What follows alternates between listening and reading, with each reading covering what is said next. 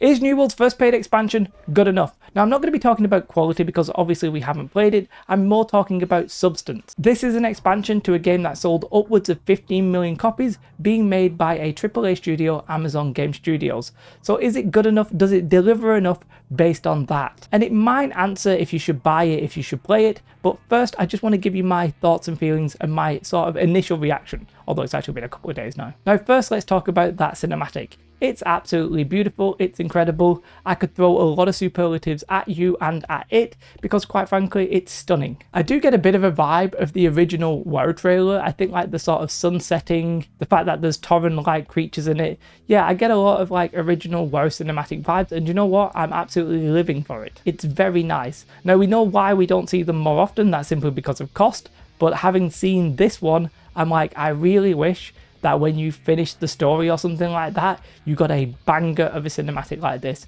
It would be very, very nice and it would be incredible. Now, a cinematic doesn't make the game and the expansion good or not, but it does sort of set the tone. And they start off setting the tone very nicely. I think for a lot of people, the New World expansion is going to be its second chance and maybe actually its last chance. This will be when it really starts hitting the headlines again. Now, I won't go into fully what's in the expansion because I've already sort of recapped that and I'll leave a link to that video in the description. But let's even more briefly recap it here. We have a new main story quest being added. Mounts are being added, which was highly requested. There's going to be some new progression, so we're going from level 60 to 65, gear score 600 to 700. Well, technically gear score 625, but never mind. A new type of item called an artifact, which sounds really cool. There's a new weapon called the flail, and there is a zone transform. So First Light has basically been removed and it's being replaced by the Elysian Wilds. There's going to be a new expedition, a new heart rune, and there's going to be more seasonal content. Now, my first reaction to this is that it wasn't too dissimilar to when we got Brimstone. The Brimstone patch was pretty much a year ago, and it added a lot of these elements,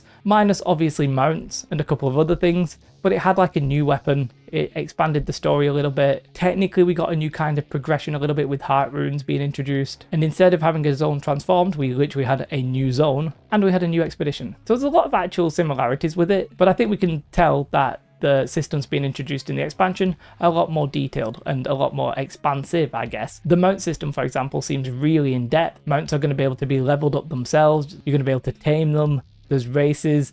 There's like decoration and like items that are going to like give them boosts and stuff like that. Sounds like a really comprehensive system, as well as actually a trade skill that we don't know anything about right now. Now, on top of all of the content that is being added and changed, one of its main like focuses in this expansion is actually the progression system and the end game system. Not to put too fine a point on it, but the expertise system and the end game loop in the original game was pretty bad. I didn't like it. I thought the expertise system was just a terrible time gating system, and you know what, I'm very happy to see the back of it. Now, I don't know how well their new systems will function. I don't know how they're changing crafting, for example. We know some hints, but we don't know how it's actually going to play. What's it going to be like when we don't have expertise and gear is just dropping at the gear score that it is and you can't change it? It's all going to be very fascinating. On the surface, my instant reaction is it sounds a hell of a lot better. They are changing a lot of the systems underneath and they're all sort of entwined, so I can sort of understand why you have to do it in an expansion rather than, say, manage to redo some of that in the last 2 years. But I can't shake the feeling a little bit that in some sense, we are paying for them rectifying their mistake. If you bought the original game, you obviously paid for that. If you got to the end game and then stopped, well, now you may have to pay again to yet again experience the second attempt. I'm not against paying for the expansion, by the way. I think that is completely normal, completely sensible. And if you're against paying for the expansion, simply don't buy it. Like, your computer probably costs several £100s, several £1,000s, whatever, or dollars. I think $30 for an expansion, really not that bad. But I think most people will be happy to give them that second chance. But if the systems end up being bad, then as I said before, I'm not sure they'll get a third chance. Now, we haven't seen it, but one thing that I think will be an overwhelming positive is the fact that there is a new story. The storytelling in New World in the last 2 years has vastly improved and dramatically got better. We've actually had these like 2D or 2.5D cinematics, and you know what, they're very passable. They're not as good as like true 3D cinematics, but they're obviously expensive. And sometimes we actually get sort of like in-game cutscenes. Now, the in-game animations are not all that hot, but they do enough about setting the scene that it's a lot easier to like tell what's happening with the story when you get them and the 2.5D cinematic. So the story, I think, will be very, very well told, or at least a lot better than it was. Mounts, I sort of already spoke about. That system sounds really in depth. I think they'll be really cool. The new progression going from like gear score 600 to 700 and going from level 60 to 65 perfectly reasonable in an MMO at this point, I think. I think people who expected to keep their gear beyond 2 years, this isn't a full horizontal game. It's quite horizontal in terms of progression, but obviously not fully. It's not like up there with Guild Wars 2 in that level. And I think it's a little bit weird to expect that the bits that you collected in the first coming months would still be relevant 2 years after it, 4 years after it. This sort of functions as a soft reset, and I think the game actually needs it. Artifacts sound like they're going to be a really cool system. Some actual items to really chase for and to be very happy when you get. I think this is actually a nice compromise between having like name dropped items, crafted items, and then having something to chase for. I think artifacts will function really well. The flail as a weapon, I mean, we'll talk more about that at some point in depth, seems really cool. And then let's talk about one of the main issues, which is actually the zones or the lack of zones. A lot of people are a little bit weirded out by the fact that they've taken away one of the zones that we had and are replacing it with a reskinned version. Now, obviously it's going to be more than a reskin. Effectively, the whole zone is changing, right? Yes, there are some underlying structures that might be covered in vines or something like that, but they look so different that I would not be like, I'm not just going to call this a reskin. I just don't think that's true. However, it literally is a zone in the same place as the old one. And if you look on the map of New World now, and you zoom out and you look at the whole zone, not much is actually going to have changed after the expansion.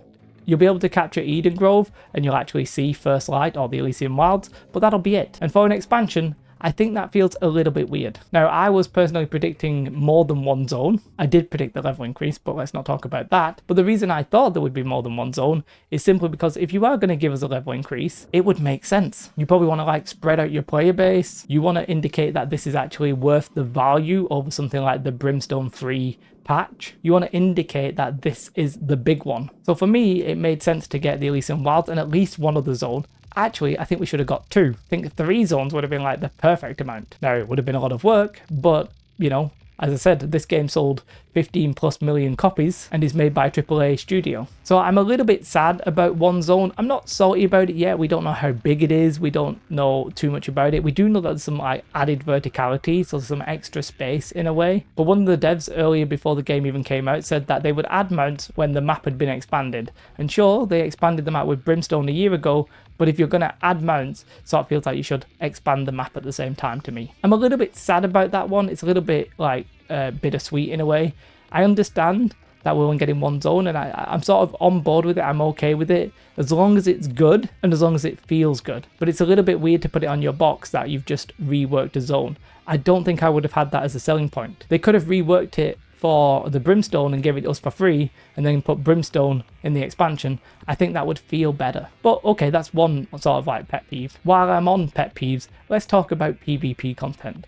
Now there's a little bit of PvP content because the whole influence race is being changed. And do you know what? It sounds a lot better. It sounds like there's going to be like rewards for just participating as a faction versus a faction. And that I'm very happy with. Get faction control involved, add some extra points on the map to fight on, maybe even have it so that it's scheduled. Like that I think is actually going to be a really good system. But again, I sort of feel like that's how it maybe should have been at the start. But I actually think that that's a vast improvement.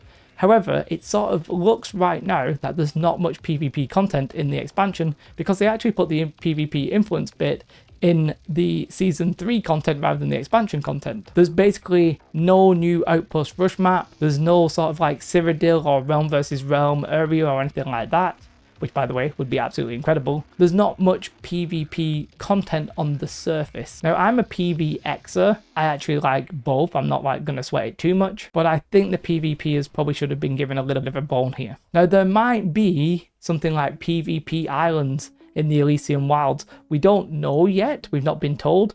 It'll be exciting once we find that out. There either will be some extra stuff there or there won't. But I can understand PvP as feeling a little bit excluded from this expansion. Now, overall, it's coming across here like I'm very upset about the expansion. I would actually rate the announcement as something maybe like a 7 or 8 out of 10. Visually, it looks stunning. Content-wise, it sounds very interesting. Mounts sound incredible. There's a few positives like to be had there, but there's just a couple of areas that I'm a little bit worried about. And I'm maybe being a little bit premature about this one.